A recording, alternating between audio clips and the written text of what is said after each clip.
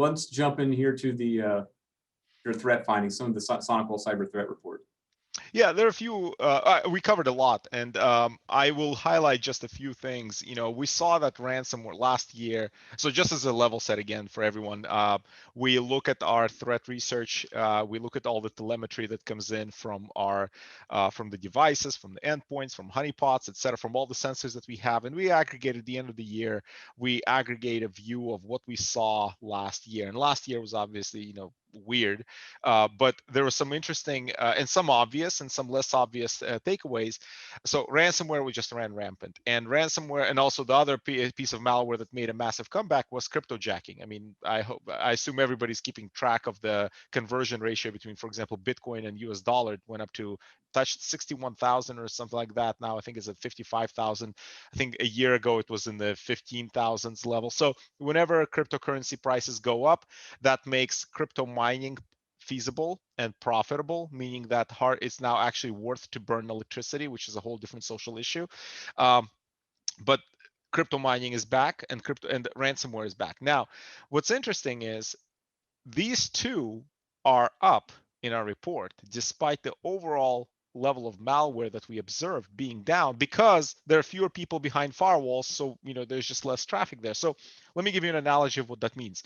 The stock market is down 60%, but there are two stocks that are up 60% each, right? So the overall ransomware, I'm sorry, the overall malware volume went down overall from a volume perspective, and yet during that downturn, cryptocurrency and ransomware went massively up, and they'll continue to exist. If you can flip forward, Josh, we talked about IoT attacks, ransomware, cryptojacking. Let's go forward a little bit. I want to focus in on ransomware. So as the attacks continue to go up, we also saw that they're targeting certain verticals. Next slide. So I actually want to zoom in on. Yeah, there we go. Retail saw a 365% increase.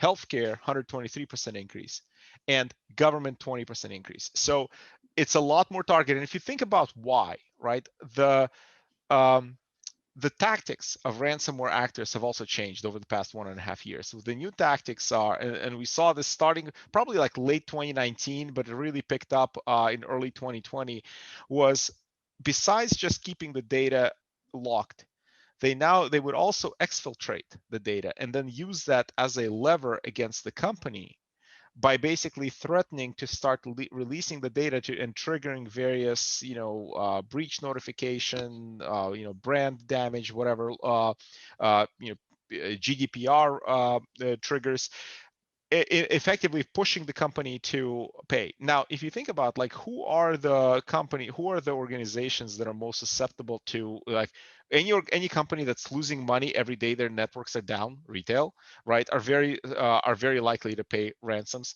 Healthcare, extremely sensitive to data leakage, right? They're willing to pay. And the government focus there is more like local government, where you've got a lot of juicy data, a lot of private data, tax records, health records, not health, I'm sorry, like property records, tax records, etc. But at the same time, it's a lot of private data. And at the same time, they're not as well resourced as major banks and things. So that's what we saw with ransomware. That's not going to go away until cryptocurrency prices come down again, because I actually don't think it's going to go away for a while. Next slide. You bring up something good there. Here's the thought: would ransomware drastically decrease if there was no cryptocurrency? Absolutely. Because it relies on, and I'm not, this is not a knock on cryptocurrency. Yeah, I'm not going there. Yeah. Enables, right? It's anonymous. Ransomware is only possible with anonymous payments. You take away the ability to make anonymous payments, that problem goes away. It's too dangerous then. Just something to think about for everybody that's on here. Again, we're not trying to scare anybody. We just love to give information to people. But by the time this talk's over, there will be over 500 businesses that have suffered ransomware. Just today, during this hour-and-a-half talk, over 500 businesses. The average is every 10 seconds, there is somebody that is a business that gets hit with ransomware. So, yeah, it's, and The other thing that we saw, and let me actually touch up on, there's a question in the field. There's lots of companies using. Well, I'll actually talk in the multiple VPN solutions separately, but there's one great question. If we had time only to focus on one security-related item this month, so in other words, great conversation, Dmitry and Josh. But if there's one thing that I take away, if you told me one piece of advice when I hang up, what should I do? I 100% agree with Josh, multi-factor authentication. And I'm saying that as a vendor that does not sell multi-factor authentication, okay? Like, please, on everything that you have, on your infrastructure, on your cloud accounts, on your private accounts, and by private accounts, I literally mean your Gmail accounts, your Amazon accounts, anything sensitive, please turn on multi-factor authentication. And while I'm on my soapbox, I'll also say, please use password managers and don't reuse passwords. Hey, I've got the best password manager right here. Oh, I thought it was going to be sticky notes. It's a little password book, right? I mean, isn't that what everybody should carry in their pocket? Right? I saw this at a store like 5 years ago, and I'm like, this cannot exist. You're like, is this a gag gift or is this? So I bought it. Yeah. So. But again, I mean, I'm literally saying this as a vendor who does not sell password managers, who does not sell multi-factor authentication. I implore everyone to turn on multi-factor authentication, use password managers, and don't reuse your passwords, right? That's the most important. Then we can get into patching, endpoint, all that other stuff. Like, you get the biggest bang for the buck right now with MFA and reuse pass. And part of the reason for that is with the increased cloud adoption, cloud usage adoption, I don't need to break through your firewall or through your VPN or whatever. You know what I'm going to do? I'm just going to harvest credentials. I'm going to steal people's credentials.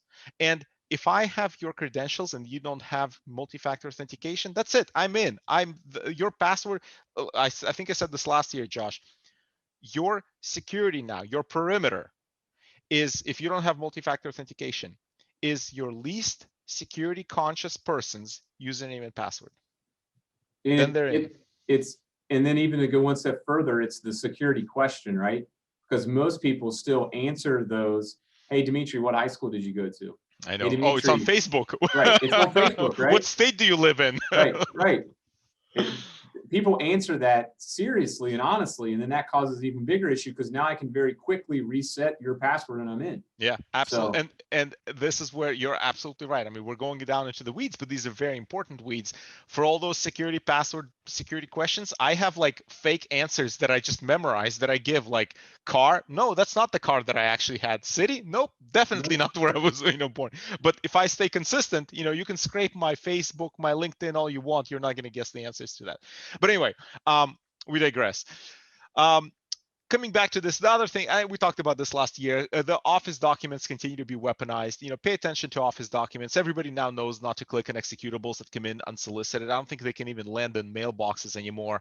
But receiving Office documents, and what I mean by that is PDFs or Excel files, that's still a thing. A lot of phishing, a lot of credential harvesting campaigns work like this. It's a PDF invoice for a large shipment that is being held up in customs, and everybody's expecting some large shipment. You open up that asks you to authenticate, and it puts up some sort of or it takes you to a web page that looks like a Microsoft or an Adobe login page. You type in your credentials, and then it says, error, and redirects you to a real Adobe or Microsoft page. You think, oh, I must have mistyped my password. You try again, but by this time your credentials are already stolen. That's one of the examples. The other one is to deliver malware, but watch out for weaponized documents. Let's keep going, Josh. We talked about cryptojacking. Let's keep on moving, and we talked about IoT malware.